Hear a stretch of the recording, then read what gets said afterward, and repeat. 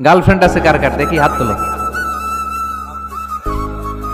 মাশাআল্লাহ, সাহস আছে ওদের, বুকের পাটা আছে। হাত নামা বেটা। এই গার্লফ্রেন্ড বয়ফ্রেন্ডের সাথে আমাদের কোনো সম্পর্ক, আমরা বিয়ে করব। কি করব? বিয়ে করব। চেয়ারম্যান সাহেব বিয়ে করাই দিন এগুলোরে, আপনার দায়িত্ব দিয়ে গেলাম। এই গার্লফ্রেন্ড বয়ফ্রেন্ড এগুলো ইসলামের কালচার নয়। বিয়ের চেয়ে ভালো কাজ পৃথিবীতে হতে পারে। বিয়ে করতে গেলেই বাপে বলে আগে নিজের পায়ে দাঁড়া। তো এতদিন ও কার পায়ে দাঁড়াইছে? ছেলে মেয়েদেরকে সাহস দেন, ছেলেও পড়বে। ওই যে একজন চিল্লান দিয়ে উঠছে, ওর কমন পড়ছে, কমন পড়ছে। মাশাআল্লাহ।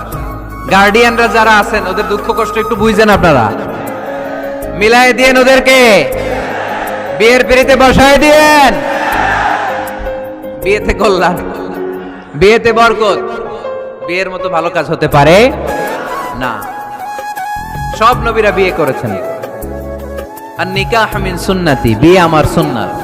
ফামান রাগিবা আন সুন্নতি ফালাইসা মিন্নি, যে আমার সুন্নতকে ভালোবাসে না সে আমার উম্মত হতে পারে না। বিয়েটাকে সহজ করে দেন।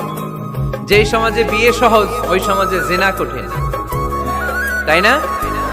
যেই সমাজে জিনা সহজ ওই সমাজে বিয়ে কঠিন। আমাদের সমাজে জিনা করা সহজ, বিয়ে করতে লাগে 10 লাখ, জিনা করতে লাগে 1000, ঠিক কিনা?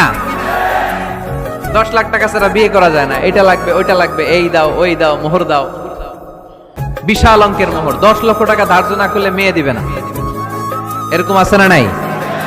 না, এগুলো আসলে ইসলামিক কালচার না। ছেলের বাবা মেয়ের বাবা উভয়কে আমি বলি বিয়েটা সহজ করে দেন, সহজ করে দেন। ছেলে পড়াশোনা করুক, সমস্যা নাই, মেয়েও পড়ুক, কিন্তু তারা পবিত্রভাবে তাদের সম্পর্ককে মেনটেন করুক, ঠিক কিনা? তাদের এই যৌবনের তাড়নায় যে পাপের সাথে জড়াবে তার পার্সেন্টেজ গুণা বাবা হিসেবে আপনার কাঁধেও আছে না নাই? এজন্য বাবারা সাবধান, মায়েরা সাবধান, বিয়েটাকে সহজ করেন। এই এলাকার যুব সংঘ যারা আছো, তোমরা একটা ক্যাম্পেইন করবা এই মাহফিলের পরে, টাইমলি ম্যারেজ ক্যাম্পেইন।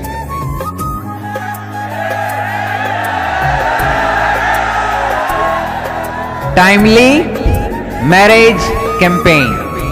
সময় মতো বিয়ে দিতে হবে, দেরি করা যাবে। বাপ মা বুঝে না, একজনকে হুজুর আব্বাই বুঝে না। গার্ডিয়ান যারা আছেন একটু সদয় হন। ওরা যে পাপের সাথে, পাপের রাস্তা যে ওরা চিনে যাচ্ছে, পাপের পথে যে জড়িয়ে যাচ্ছে, আল্লাহর সুপ্রিম কোর্টের কাঠগড়ায় আসামি করে আল্লাহ সেদিন আপনারে দাঁড় করাবে। আল্লাযীনা হুম লিফুরুজিহিম হাফিজুন, they guard their private। মুকদ্দমাতুল হারামে হারাম, এট এ গ্ল্যান্স। একটা নারীর দিকে চোখ পড়ে যাওয়া এটা হারাম না, কিন্তু এই চোখ পড়ার কারণে এটা জিনার দিকে নিয়ে যাবে, এজন্য এটাকেও হারাম করেছে কে?